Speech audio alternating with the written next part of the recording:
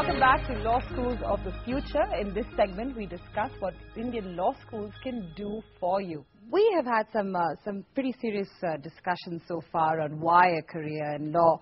But let me ask you, what exactly do you think is changing in the field of law education? And those are questions that are really open to all of our panelists.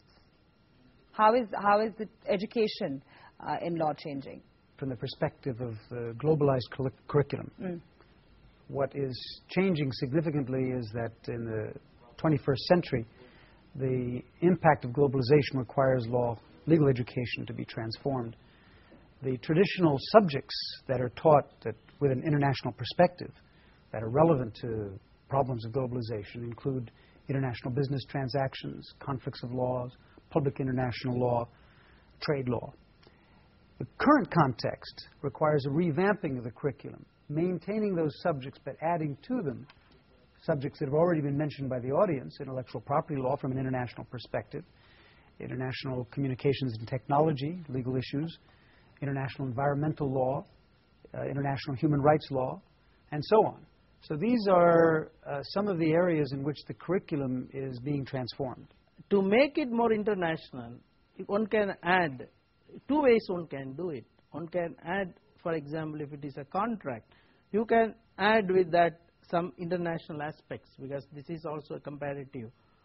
Also in each subject like that, an international flavor or orientation, so that a student will be able to understand what are the international ramifications or international side of that. What exactly do we mean by globalized curriculum? What we mean by a globalized curriculum is that we believe that the problems of law are not just confined to a single jurisdiction. There could be a fair amount of comparative and international experiences that could be drawn into problem solving in a particular jurisdiction. There seems to be a lot of insistence on a globalized curriculum. Now, when we can't have, after 100 years of effort, we can't have a uniform law on any subject, be it international commercial arbitration as you referred. In most arbitrations, we can't settle an applicable law. That ends up being the most problematic question. And secondly, the inherent bias between a developed nation and a developing nation. The moment you start having a globalized curriculum, it results in problems like even the global forums, be it the WTO or be it the UN, justice seems to be dominated by those that can afford justice or those countries which can dominate justice. So the moment you talk of a uniform curriculum, you do bring in that inherent bias. Now, how do you plan to deal with that? How do you have a uniform curriculum? Okay. There is a fundamental difference between uniform curriculum and global curriculum.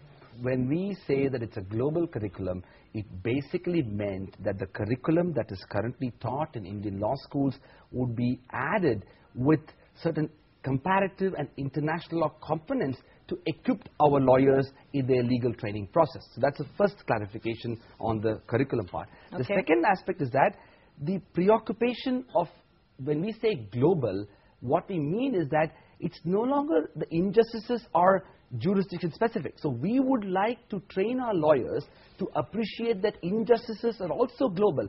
The point that Raj is making, I think, is a very important one for the issue that concerns you, and that is that I think by having a global law school, difficult thing to define, it means that not only the curriculum opens up opportunities for careers in the international field, but it also means that you're open to having students and faculty from different parts of the world, that you're not just limiting yourself to a single type of student and faculty member. That's enriching. A lot of education in India has been centered around very rigid, prescriptive curricula, and I think the best pedagogy in law schools throughout the world now has broken away from that.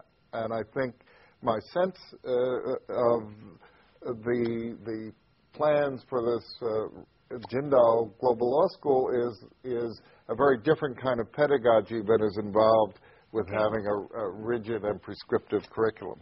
So how does Indian law curriculum compare to international standards? We actually did ask the top brass of the OP Jindal Global University. Let's just take a listen and look as to